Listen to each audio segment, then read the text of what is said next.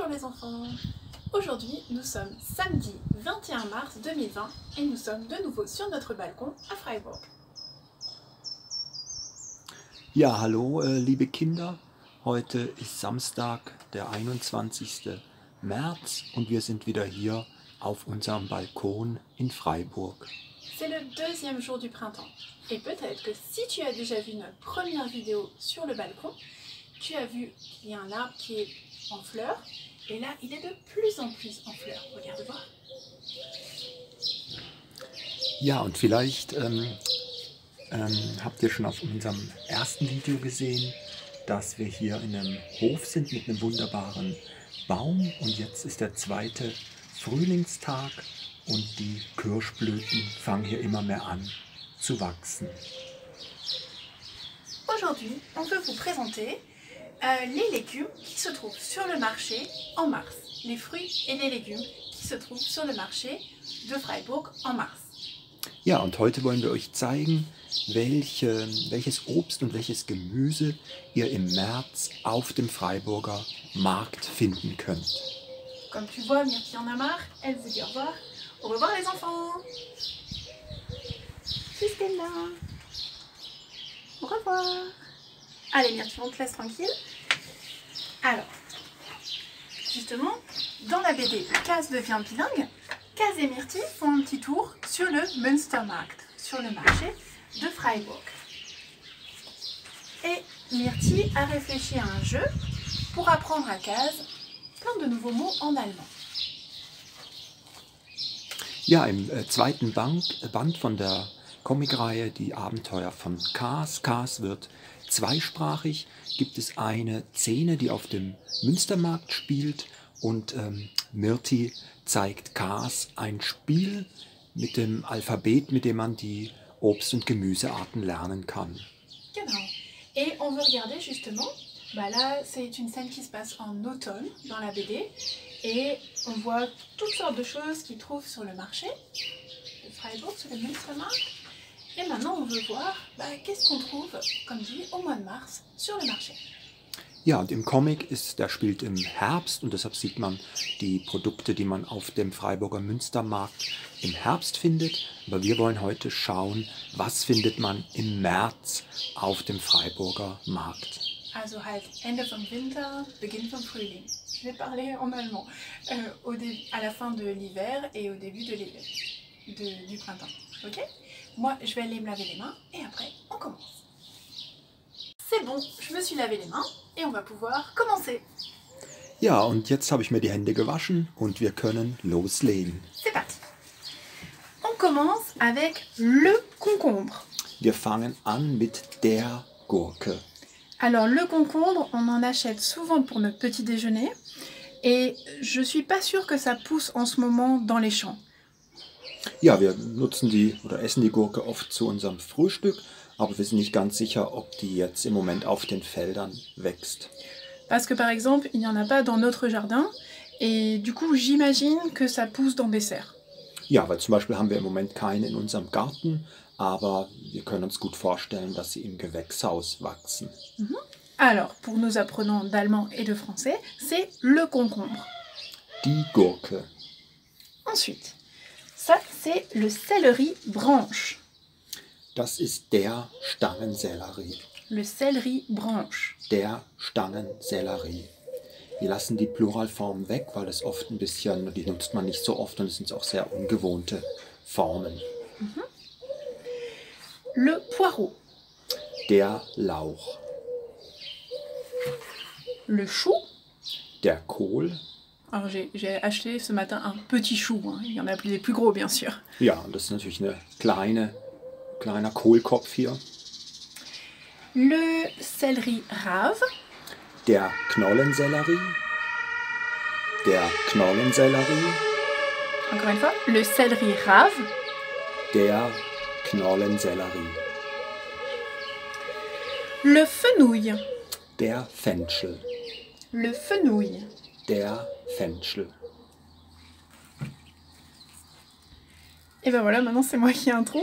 Kohlrabi. Ah si, je sais. Vas-y. Ja, der Kohlrabi. Le chou rave. Le chou rave. Der Kohlrabi. Le brocoli. Das ist ein transparentes Wort. Der Brokkoli. La carotte.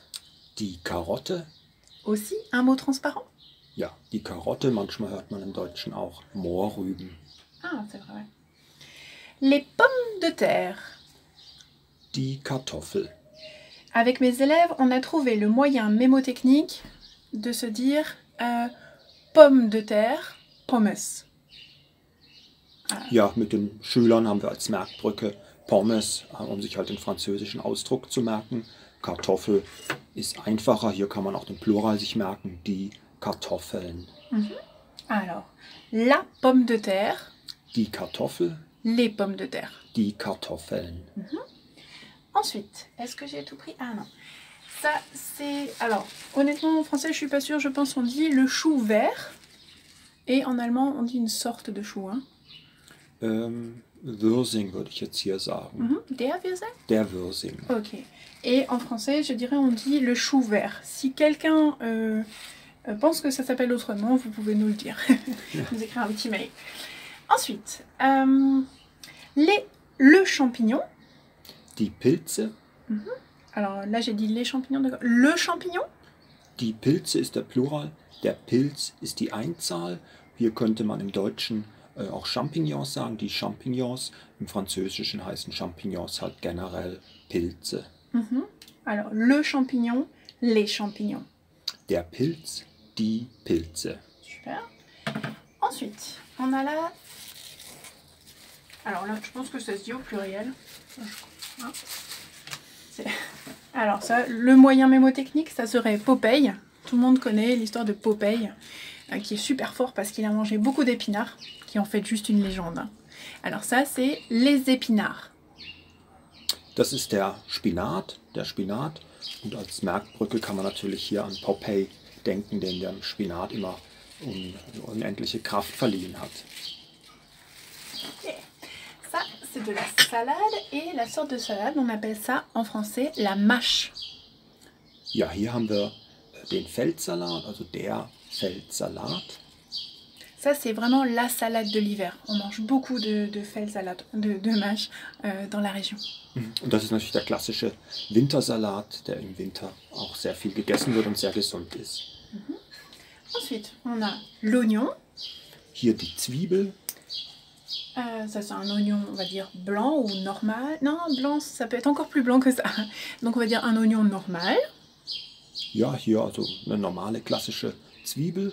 Die Zwiebel, auch hier der Plural interessant, die Zwiebeln. Donc, l'oignon, les oignons. Die Zwiebel, die Zwiebeln. Et ça, c'est un oignon rouge. Und hier ist eine rote Zwiebel, die rote Zwiebel. L'oignon rouge, les oignons rouges. Die rote Zwiebel, die roten Zwiebeln. Alors ça, par exemple, moi, en tant que Française, j'ai connu ça depuis que j'habite ici, dans la région, et que j'étais prof aussi en Alsace. Ja, diese kenne ich eigentlich, seit ich hier in Deutschland wohne und auch in Frankreich Lehrer war. Also, en Alsace, hein. Parce que dans ma région, je ne me rappelle pas avoir acheté des oignons rouges. Ce qui existe aussi, c'est des oignons blancs, vraiment tout blancs, et ça, c'est plutôt dans les recettes qui viennent du sud de la France. Ja, weil woher ich ursprünglich kenne, da kennt man eigentlich die roten Zwiebeln nicht, sondern eher die weißen. Voilà. Et ensuite, bah, qu'est-ce qu'on a comme fruits en ce moment sur le marché? Alors là, au stand où j'étais ce matin, il n'y avait que des pommes. C'est ce qu'on appelle en fait Alors, je sais l'expression en allemand, mais pas en français. C'est les fruits qu'on peut stocker. En fait, ça, c'est pas des fruits qui poussent en ce moment. Ce sont des fruits qui poussent en automne. Ja, hier haben wir auch natürlich Äpfel vom Markt heute Morgen. Und da ist es natürlich auch klar, die kann man jetzt nicht pflücken, aber es ist natürlich trotzdem ein Winterobst, weil man die sehr gut lagern kann. Und deshalb ist natürlich klassisch, dass man den Apfel dann vom Herbst aufhebt bis relativ weit auch in das Frühjahr hinein. Sur d'autres stands, par exemple un stand où je vais le vendredi, des stands qui viennent de la région du Kaiserstuhl, des fois je peux aussi acheter des poires. Ja, und es gibt zum Beispiel auch hier einen Stand aus der Region am Markt vom Kaiserstuhl.